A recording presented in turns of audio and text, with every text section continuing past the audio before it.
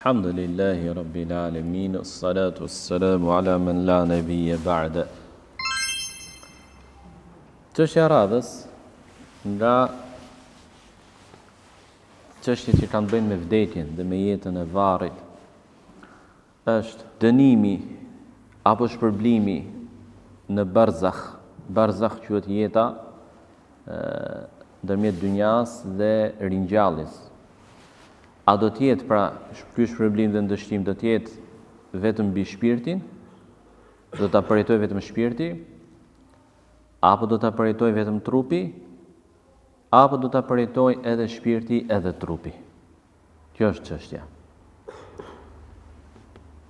Mendimi i pasuesve të sunnetit, ahlus sunne, atyre që janë në rrugë të drejtë, në rrugën e Muhamedit alayhi salatu wassalam, dhe kanë dakordsi, konsensus për të çështje, është se së pari, pas vdekjes, shpirti është i pavarur nga trupi, por edhe i lidhur me të.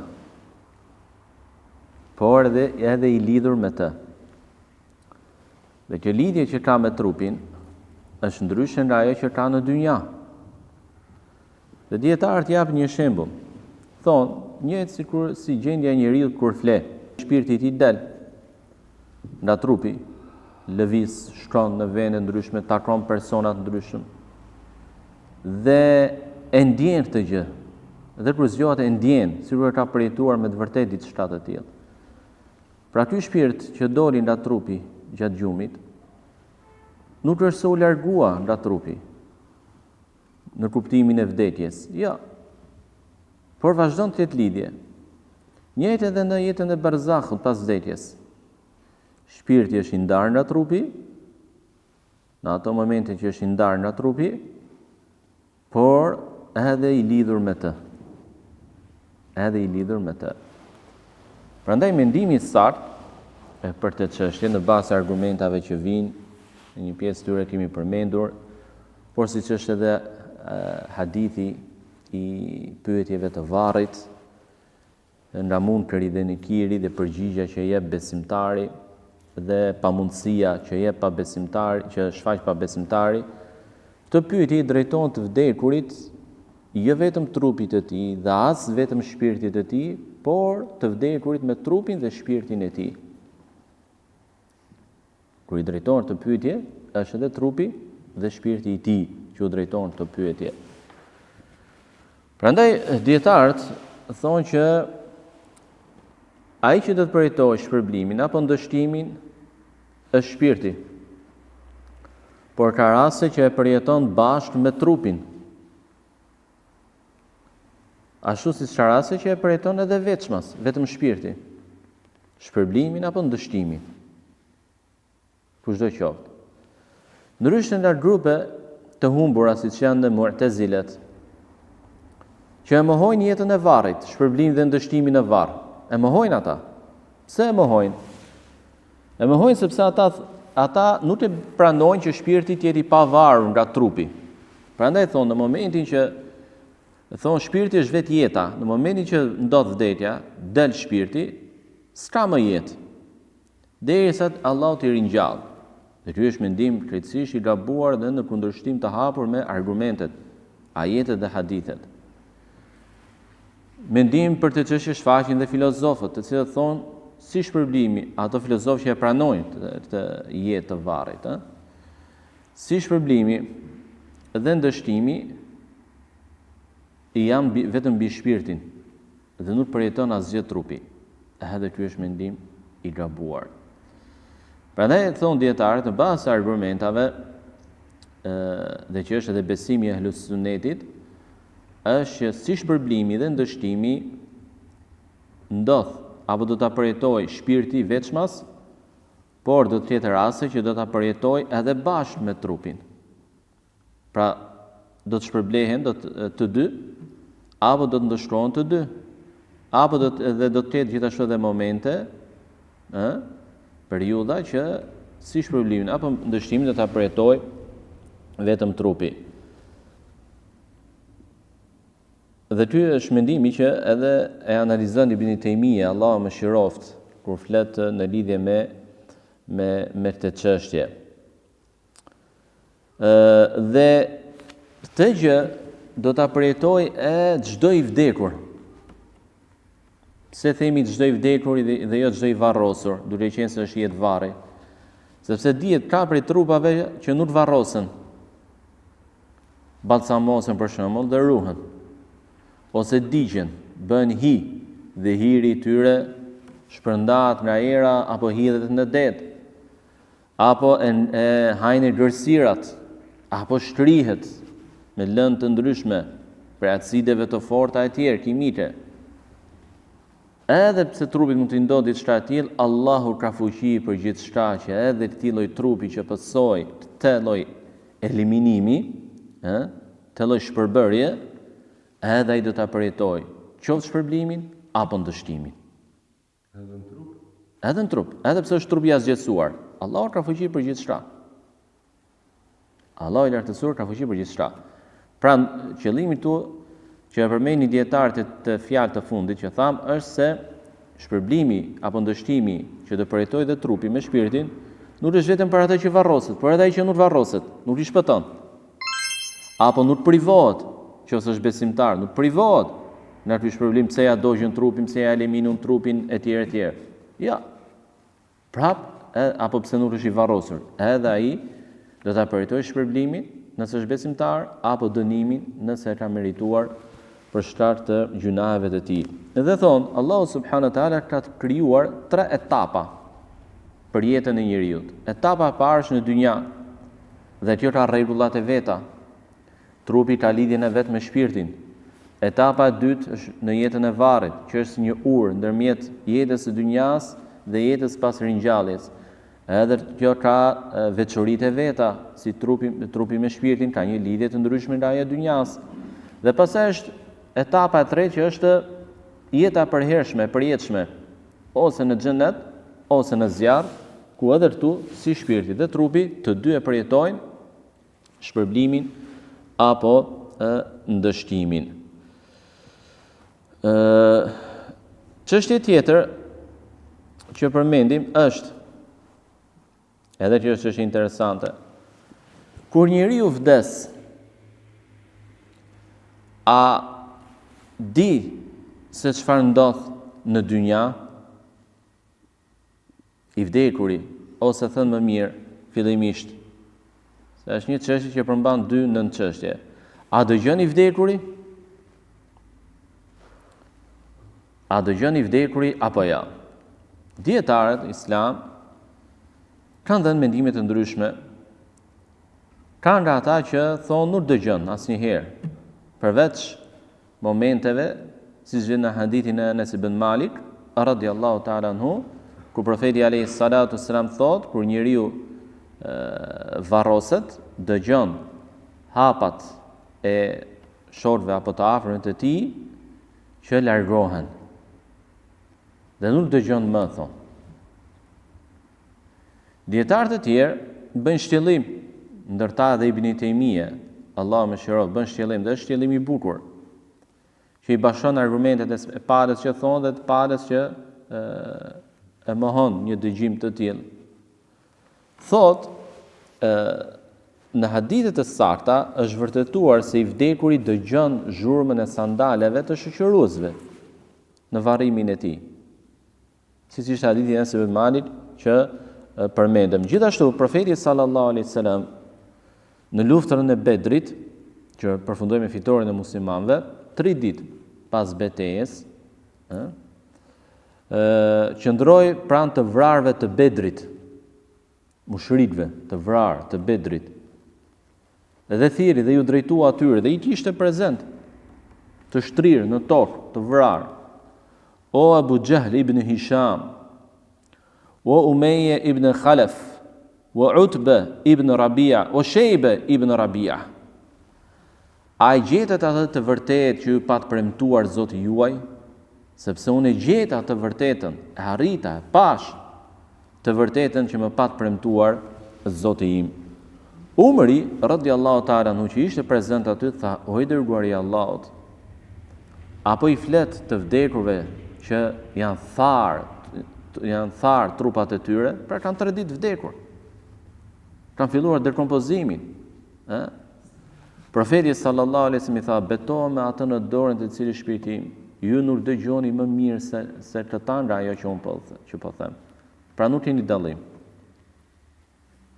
Si këta që janë të vdekur, dhe ju që jeni të gjallë, këtë fjalë që unë thash e dëgjoni një lloj. Më pas urdhëroi profeti alayhis salatu wasallam që trupat e tyre të tërhigjeshin dhe të hudheshin në pusin e Bedrit. Në pusin e Bedrit. Dhe çfarë tregon ky argument? Thotë Ibn Taymija, Allah më shërof, pasi përmend edhe disa hadithe të tjera, thotë se këto tekste dhe të ngjashme me to tregojnë se i vdekuri në mënyrë të përgjithshme dëgjon fjalën e të gjallit. I vdekuri e dëgjon fjalën e të gjallit. Dhe nuk është kusht apo e domosdoshme që të dëgjojnë në çdo çast, çdo herë që i flitet. Sepse një gjë e tillë ndodh edhe me të gjallin, thotë. Kur në disa momente, ndoshta se dëgjon fare fjalën e atij që po i drejtohet me një fjalë, për arsye nga më të ndryshmet. Nuk e dëgjon. Jo se është i shurdhër, po nuk e dëgjon. Kështu për edhe i vdekurit, thotë.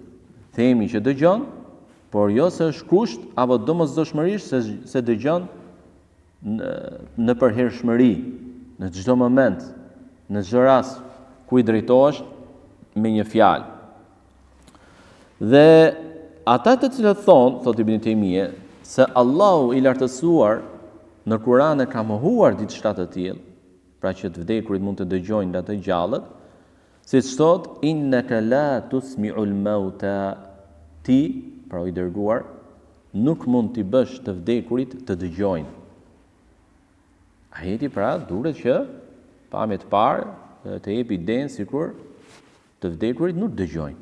Sa do t'i flasësh ti o i dërguar. Thot se kuptimi këtu është njëjtë siç i krahason Allahu i lartësuar, në po e themi në përmbledhje, fjalën e Ibn Taymijës, Allahu më shërof, pa besimtarët me kafshët.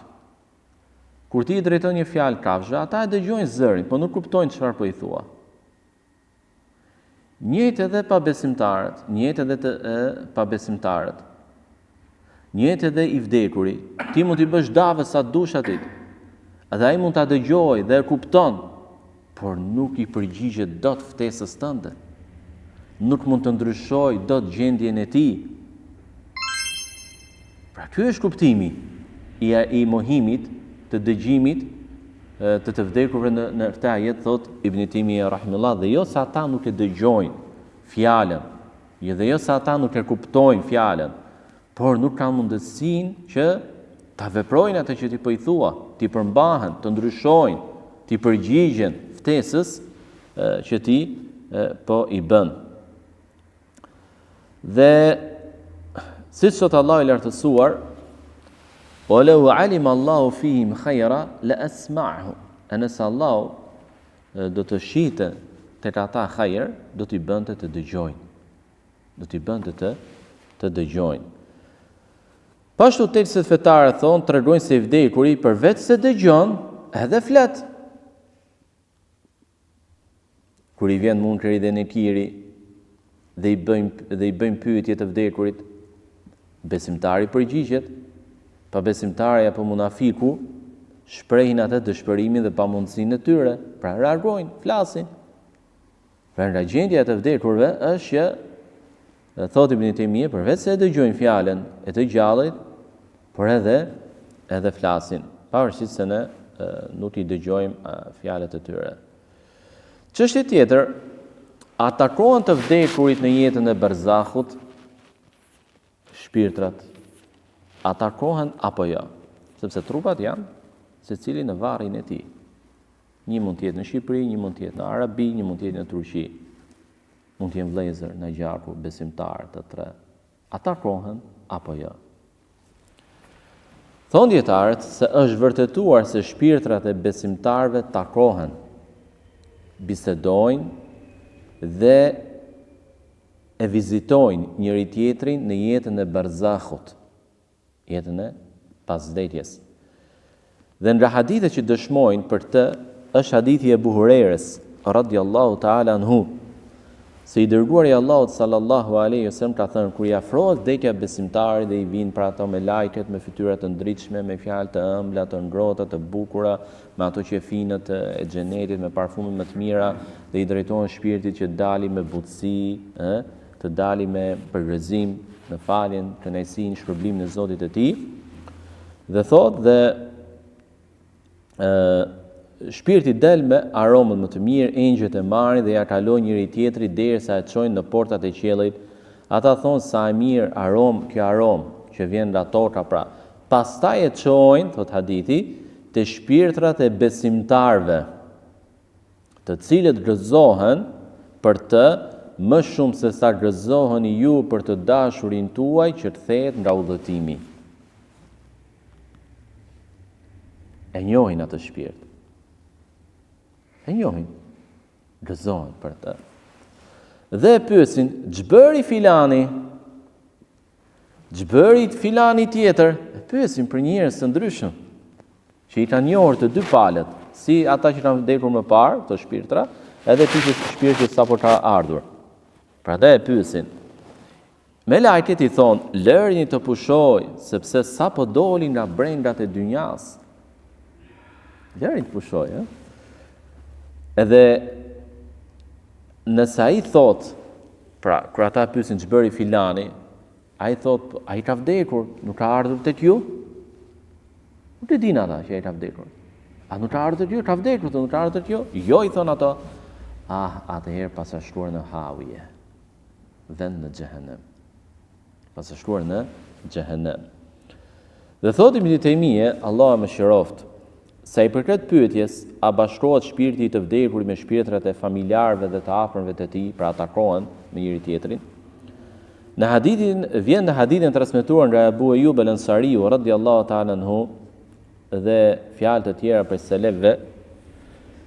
Dhe gjithashtu hadithin që përmendëm pak më parë ka saktuar Sheikh Albani. Dhe gjithashtu në hadithin e Abu Hatim në as-Sahih nga profeti sallallahu alaihi wasallam thuhet, kur ngrihet shpirti i të vdekurit, e presin shpirtrat e tjerë dhe e pyesin për të gjallët. Disa prej tyre i thonë të tjerëve, lërini derisa të pushoj, pastaj e pyesin prapë. Çu bë me filanin? Po me filanin. Ai thot, veproj mirë, ka vepruar, ka bën punë të mira. Dhe e pyesin për një tjetër, po filani ç'bëhet me të? Ai thot, pse nuk ka ardhur tek ju? Pra ka vdekur. Se keni takuar akoma? Ata thonë, jo. Thonë, e qua në Hawiye, në xhehenem. Dhe ka qenë Abu Dardaja, radhiyallahu ta'ala anhu, nisur nga ky hadith, pra kur shpirtrat e pyesin shpirtin e sapo ardhur, çfarë bën filani? Thonë, mirë, punë të mirë atje, bën të dua dhe thonte, o Allah, të kërkoj mbrojtje ty që të mos bëj një vepër me të cilën do të turpërohem para Abdullah ibn Rawahas. Shihni sahabin?